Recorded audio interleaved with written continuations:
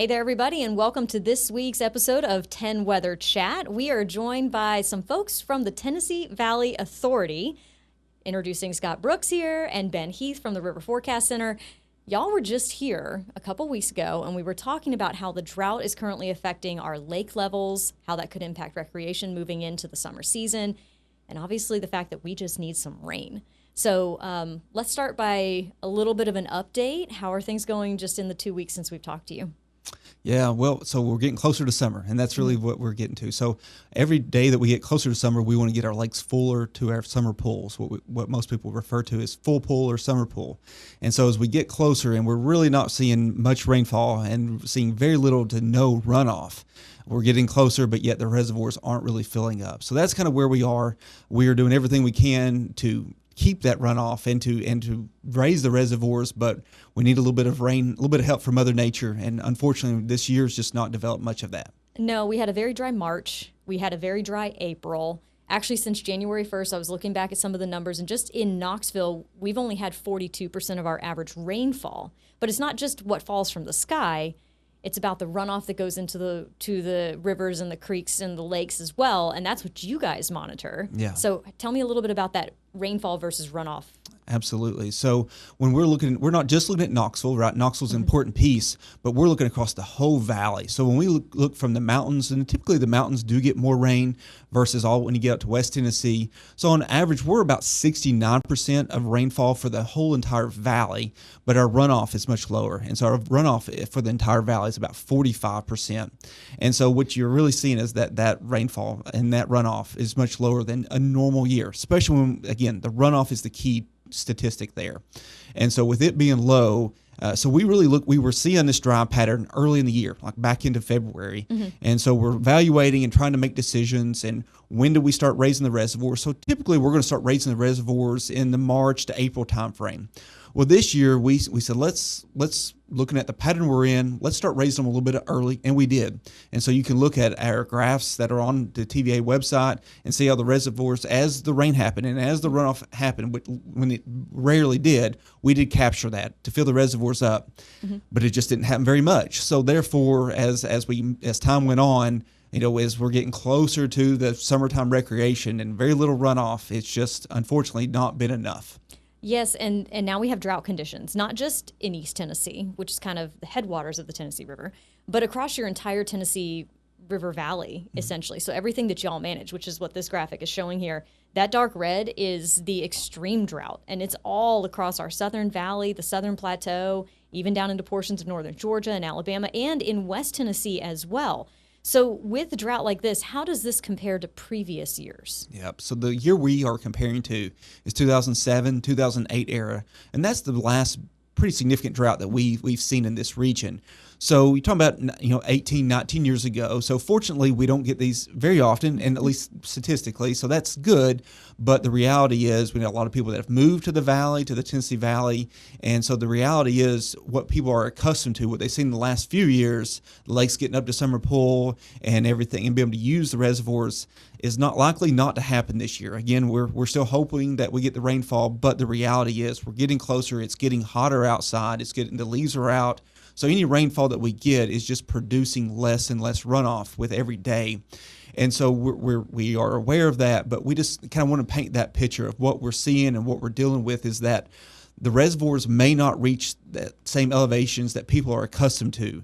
Their lakes are open, they're usable, but it just might look a little different. So people need to be aware and be safe out there, understanding that there could be things exposed in the reservoirs that aren't normally exposed on a normal summer year, but again, the lakes are open and usable, but just be aware.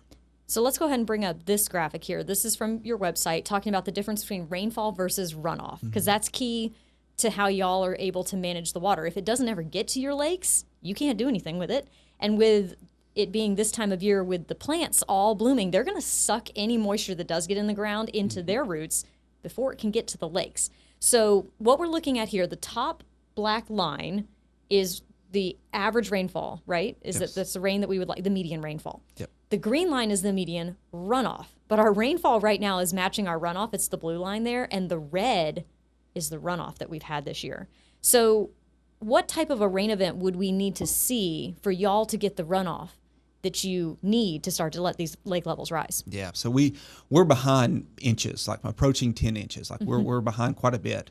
So what we're going to need is a rain event that produces lots and lots of runoff, or multiple rain events. So like right now, this week, we're looking at potentially getting a few inches of rain. Now, as the rainfall gets here, what do we actually get is always the question. And so once we get this rainfall of a couple inches, then how much runoff does it produce? But if we got a 2-inch rain with a little bit of runoff, that's not going to fix the problem, right? We need multiple rain events.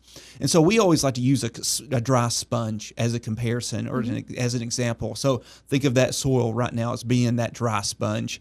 So you've got to wet the sponge first, and then we're going to start getting that runoff. So it would take a significant rain event that produces a good size amount of runoff to get the reservoirs up to summer pool.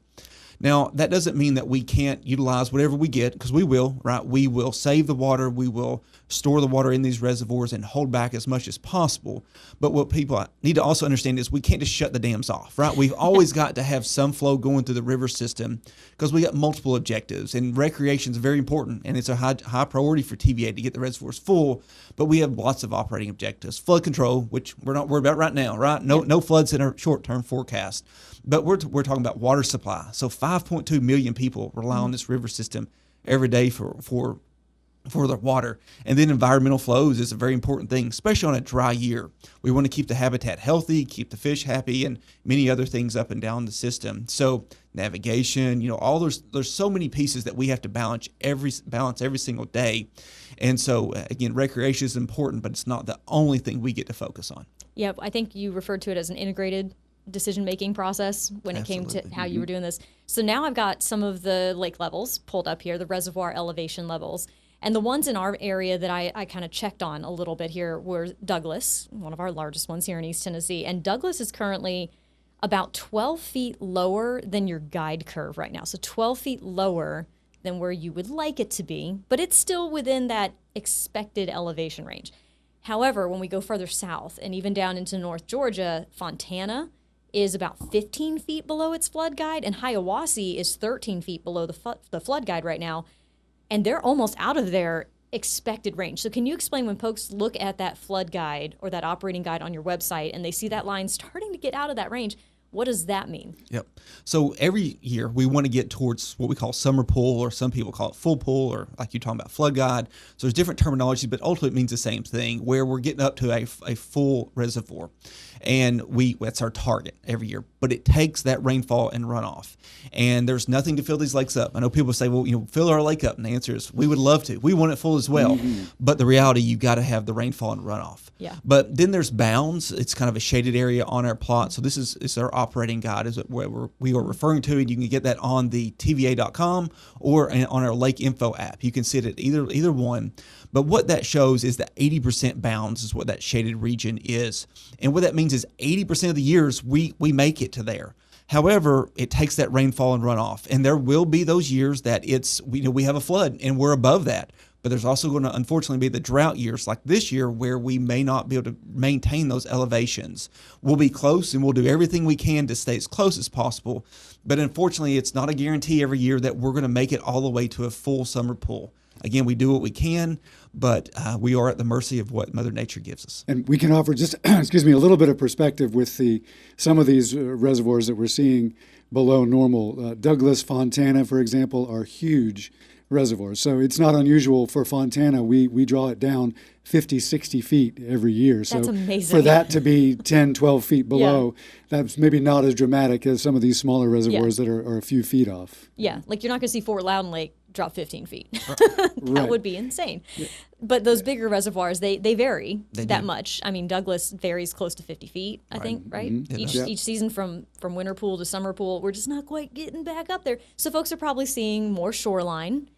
There might be maybe more debris in the water, possibly, that you could catch because the water's shallower. And that's one of the reasons why this year one of the main messages is safety. We want people to be aware that if you go into your favorite cove every year, it's going to look different this year probably than it did last year. There may be more hazards, sandbars, debris, to your point, rocks, things that you would need to watch out for, even your favorite swimming hole. There might be a little difference than there was last year, and you need to take some extra steps to prepare. When you were saying that made me think my husband's family has a lake house in Hiawassee, Georgia, which is why I'm paying attention to Hiawassee. And we were just there this past weekend, and seeing the lake level down, it doesn't look that crazy when you look at it. But if you go out in the boat, there's just piles of rocks that we're not normally out on the boat when the water levels are that low. So you don't see that typically during the summer season. So like you said, favorite cove, got to watch out. Might be too shallow right now to be going and doing any kind of recreation in those areas. But the lakes are open. You can recreate. Yep. Some folks may not be able to get out of their docks yet, depending on how that position is. We start getting those calls about this time of year. We do. Yeah. And that's the thing is, we want to tell people, like, look, we get it. Many of us, get to use these lakes and grow, are from this area and know it well, and we love it as well. But we've done everything we can, start raising the reservoirs early. But again, we got to have this rainfall and runoff to get them all the way full. And again, that may not happen this year. You're going to have these drought years, but again, it's open and usable, but just to be safe and understand that on our website and on our app, you can get the elevations. You can see where it is normal, and you can also see where it is now. And you might see every lake is different, right? You need to know your lake and learn your lake and look up whether it's Hiawassee or Fontana or Fort Loudon or Norris, whatever it is, and understand 2 feet lower or 5 feet lower at Norris might look different than 5 feet lower at Douglas, right? So you got to know your lake. And so get online, see the elevations, and see what numbers are for your specific And those lake. levels are updated hourly. So they're as current as we can make them.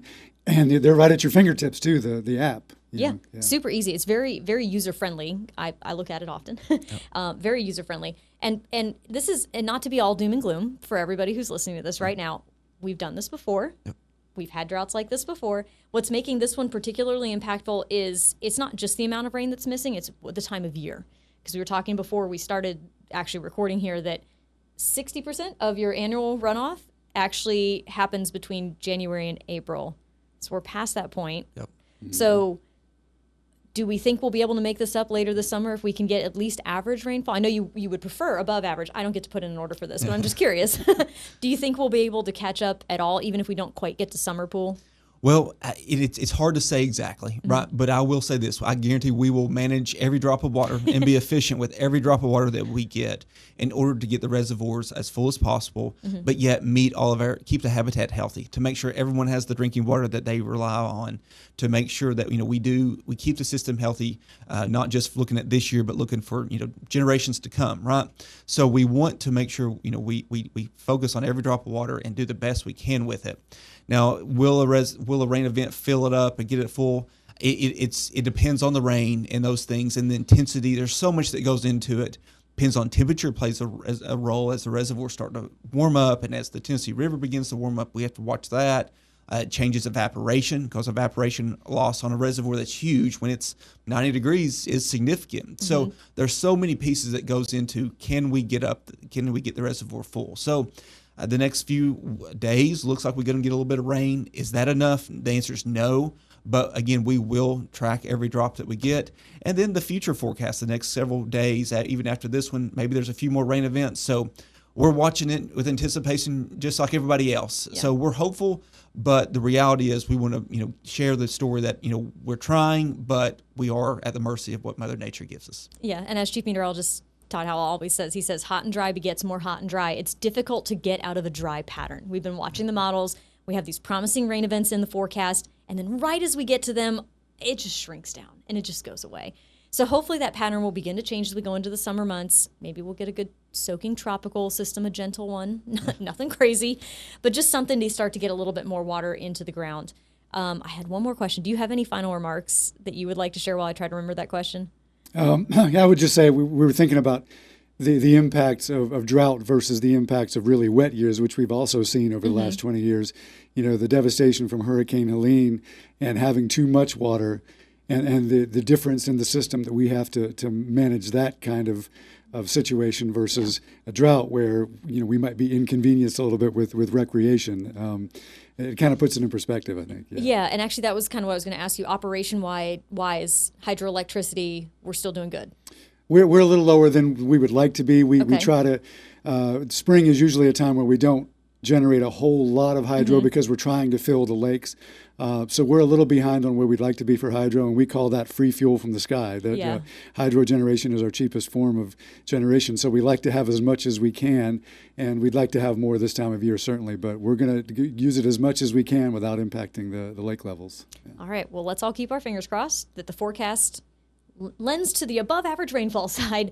May outlook right now doesn't particularly show very promising chances for that, but maybe some of the longer range options down the road in summer will hopefully provide that. Well, of course, like we were talking about beforehand, we'll just see what Mother Nature gives us. Absolutely. Thank you so much for joining us today, and that's going to do it for this week's episode of 10 Weather Chat.